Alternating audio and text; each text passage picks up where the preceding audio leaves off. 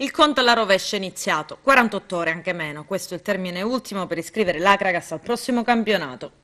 Se la società con in testa Silvia Alessi ha più volte ribadito l'impossibilità di proseguire nel suo impegno e soprattutto esclusivo sostegno economico, adesso arriva la svolta. Alessi scriverà di sua tasca l'Akragas al campionato di Serie D. Sono disposto a iscrivere la squadra se ci fosse un segnale tangibile da parte della holding iraniana a concludere positivamente la trattativa. Queste le sue parole.